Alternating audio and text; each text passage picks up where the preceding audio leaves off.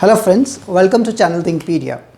In last 1 month, I came across 3 cases being referred and that turned out to be a drug fever. So drug fever needs to be kept in one of the differential diagnosis when we are dealing with pyrexia of unknown origin, and the incidence of it is not that less as it is expected.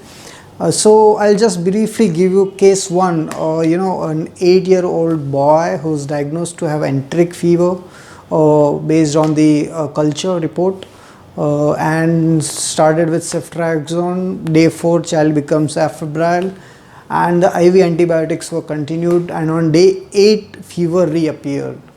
So the possibility of either the resistant enteric or the some another nosocomial infection which may have set up, that was being considered and the patient was referred.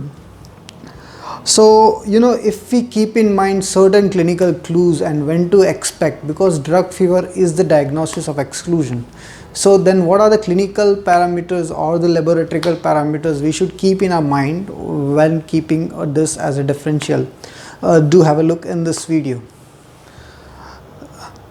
Another case was a patient of urinary tract infection. The culture didn't grow, but then it was suspected UTI, was being treated with by the doctor at third generation cephalosporin, not ceftriaxone. I think cefoperazone sulbactam was being given and the child became afebrile. And then again fever appeared. Again the possibilities were endless, were being kept. Investigations went on and that led to a lot of stress to the patients and the family, and then that also turned out to be a case of drug fever. So many a time just not giving a treatment would cure the illness. At times the stopping the treatment would also help the patient. So drug fever is one such condition which we should keep in mind. So the definition of drug fever is being considered as when the fever appears or it's coinciding with the starting a particular drug, and it on discontinuation of that particular drug the fever goes away after after excluding all other possible explanation for that fever by physical examination as well as a laboratory examination. So that's what you call a fever or a drug fever. The various mechanisms by which drug can cause fever are 4 to 5 mechanisms. One is either hypersensitivity or reaction to the drug, which is the most common, and even 40% of the time that is the cause. And drugs like the beta lactams, most commonly drugs in the antimicrobials, sulfonamides, beta lactams, as I said, minocycline, they can cause fever. Even many anticonvulsants like phenytoin, phenobarbital, carbamazepine, they would also cause a drug fever. So apart from the hypersensitivity reactions, the other mechanism being altering the thermostat of the body, or exaggerated response. Another possible explanation or the reason for drug fever, the mechanism for drug fever is by the administration of particular drug, and that leads to fever. And last but not the least, the idiosyncratic, as we see in malignant hypothermia or the reaction serotonin syndrome. So those are the cases where you would see that the reason of fever. In this particular video we shall be discussing about the hypersensitivity, which is most common and which many a times we have to keep in the list of differential diagnosis in the patients of prolonged pyrexia of unknown origin. So if we discuss further the general clinical issues with the drug fever, why it is important, according to one trial which got published in adult literature, is that the drug fever would result in on an average 8 days of extra hospitalization. So you can imagine the cost. 4 to 5 times extra blood cultures and 2 to 8.5 times the extra radiological investigations are being ordered, and that later on turns out to be the drug fever. So it's a diagnosis of exclusion, and it has to be kept in mind. Why it is very important? So certain clinical parameters we shall discuss one by one. First, if we discuss about the type of fever. So the fever can be as low as it can be low grade fever to a hectic fever.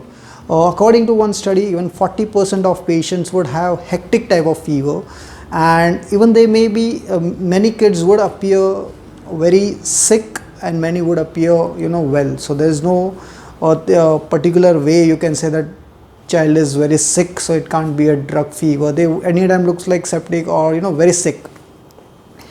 Apart from that, timing of the fever can be as early as after 24 hours, and it can be after many months, but on an average 7 to 8 days is the time after which that particular drugs can cause the hypersensitivity mechanism and the drug.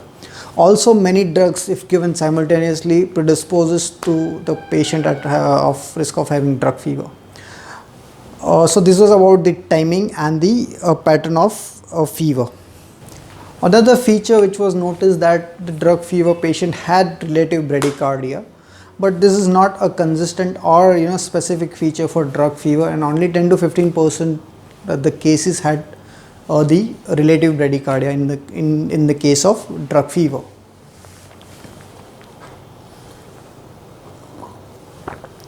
So if we discuss the laboratory investigations in patients of drug fever, first and foremost, a complete blood count, we might see elevated WBC count and eosinophilia, but that is again would be seen in around 20% of cases.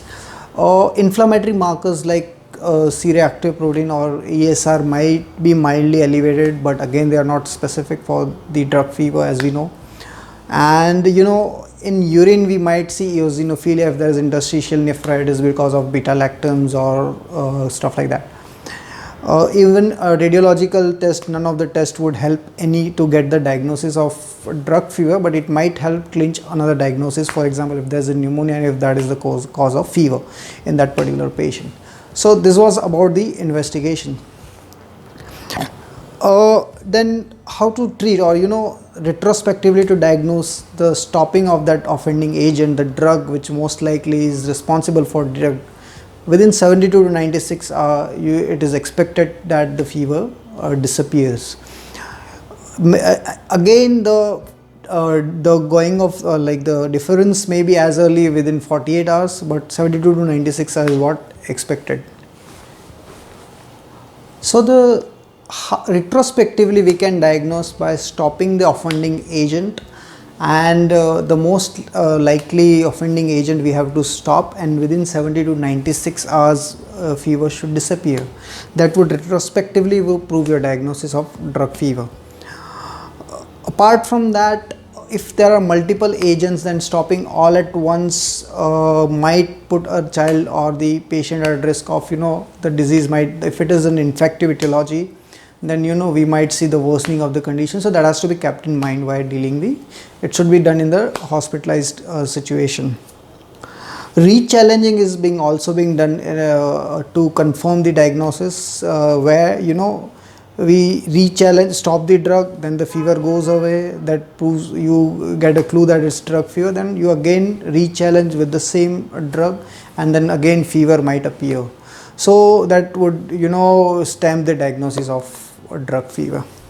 So basically this was in brief about the drug fever. The points which I'd like you to take home is that, one, to keep it in one of the list of differential, because a lot of stress, money and efforts are being put from both the sides, the patient as well as doctor sides, and so that should be diagnosed early.